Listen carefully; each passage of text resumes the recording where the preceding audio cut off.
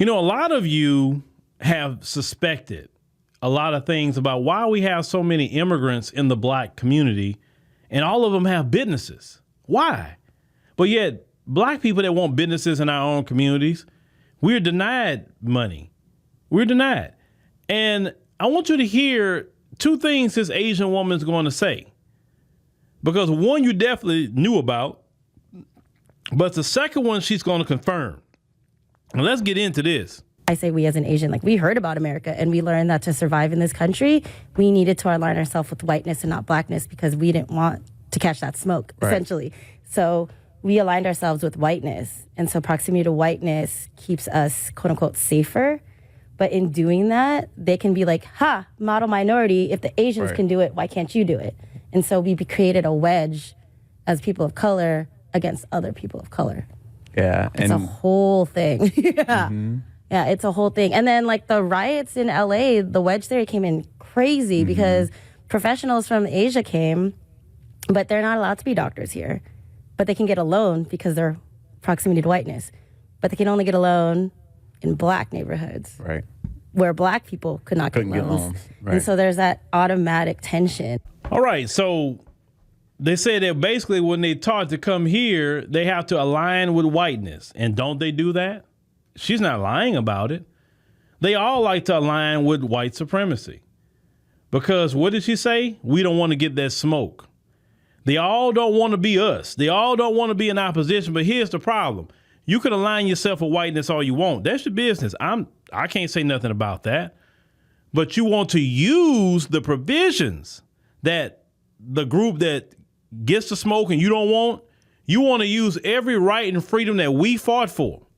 But you want to sit up here and align yourself with whiteness. And that's the problem. And that is the greatest offense. Okay? That's the greatest offense. This is why FBAs aren't sitting up here advocating for more immigration.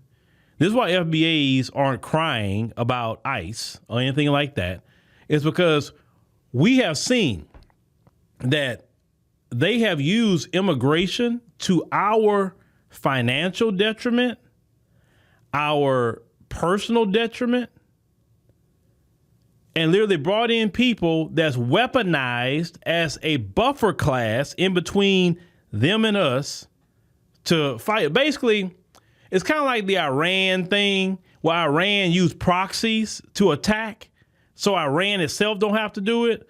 So like Iran to use the Houthis, they'll use Hamas, they'll use Hezbollah, right, to attack as proxies so they don't have to do it. They'll fund it, they'll do all that, but you say, hey, well, I didn't attack you. Iran, we didn't attack you. That was Hezbollah. That was them. But they really funded them, right? Well, what white supremacy decided to do was bring in all these different Asian groups. You remember last week, an East Indian woman had talked about that. How we don't supposed to go around black people, get around white people. Same thing. This Asian woman saying the same thing. And then think about it. Biden flooded this country full of people from Latin America. And what black people are finding out about them is, wait a minute, a lot of them have anti-black racism. We just flooded our country with a bunch of anti-black racists, and Biden and them knew that. Because do you think they wanted anybody coming in here that would align with FBA? No. So they could be the new racist class that keep their hands clean. This is why FBA is pro-mass deportations, because they are now admitting, see what happens when you delineate? They're admitting that they knew this. This is the thing. They knew it. This isn't like, oh man, I didn't know I was being used to do these things. They knew it. They told them, look, we'll give you a loan for a business, but you got to go over there with black people. Why would they do that? So they could sit up here coming into our country, go into our neighborhoods.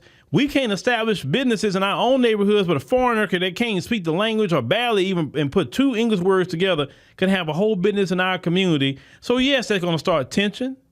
And then what do? They come up off the black community. They living good. And then they turn around and say, well, y'all black people are lazy. I come from this country with $2, but you're not telling about that loan program that you got from the federal government. You're not talking about this refugee money you was getting, the FBAs can't get. I mean, think about it. White supremacy is very insidious. They purposely brought these people in there, put them in our neighborhood to cause tension, to fight with them so we wouldn't be paying attention to them. You understand? This stuff is but it's good because now they haven't admitted. Why they haven't admitted? Because FBAs have pulled back. And because FBAs have pulled back, and even the Asian community has done their dirt too, because everybody putting things on Latinos, it's the Asians too. Because remember, they fought to get rid of affirmative action and college admissions. And you remember how everybody said, oh, okay, all right, that's what you want? They was the first one that was on that list, on the black list. And then now you see the other groups, the Latinos and all them. We're FBAs. We're like, for FBA. No, we're not advocating. We're not saying anything because let's call it what it is. Y'all been brought in here to undermine us. All of y'all are admitting now that y'all have been allowed to come here to specifically undermine FBA and benefit the folks with cheap labor. That's your job. Undermine FBA, get cheap labor from the folks. So that's why black folks are like, yeah, we cool. You know, that's no, we good. Now you see why?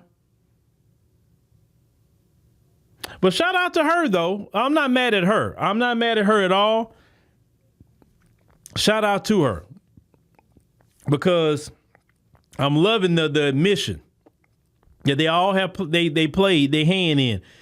And this is why FBA don't supposed to come out and defend nobody. If you want to defend somebody, you defend another FBA. That's what you do. You'll defend nobody but your own. Because all these other groups, as a collective, they want to get close to whiteness as possible and undermine us. That's all of them. They just admitting it now. So what do we do about this information? We support our own. We encourage the community. We figure out new ways to unify and work with each other. We prioritize our businesses. We prioritize our events, our schools that we have. Start keeping that money. Start circulating that money back into the black community. Now you know that these other groups were brought in here specifically to undermine us. Because you think about it, every time we get a foothold somewhere, they start flooding that city full of immigrants. Every time. Like Atlanta, they're trying to flood Atlanta now with full immigrants. Biden was doing it. Now Trump then came in, so that kind of got slowed up. But they were trying to flood Atlanta for like why Atlanta can't stay black?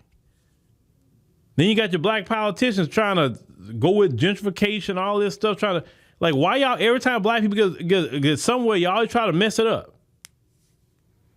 But we got all these white enclaves all over the country. And nobody's trying to flood it full of immigrants and mess they enclaves up, but just ours.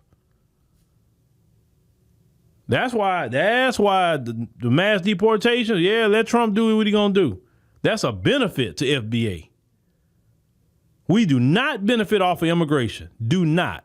They import a problem for FBA. And that's really one of the main issues I had with Kamala Harris, be honest with you, is that. Immigration. That was one of the main issues I had with her.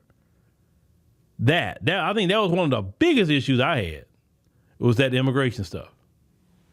Because I know she was going to import them in here. But, yeah, FBAs are staying 10 toes down. Don't you feel bad at all about these other groups? About what they dealing with? Because they've been brought in here to undermine FBA and side with white supremacy. And all the way they can side white supremacy, they have to do things against you and me. Are some of them cool as individuals? Sure. Some of them are cool as individuals.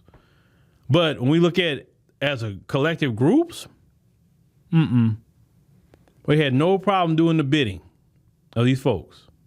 Always remember that.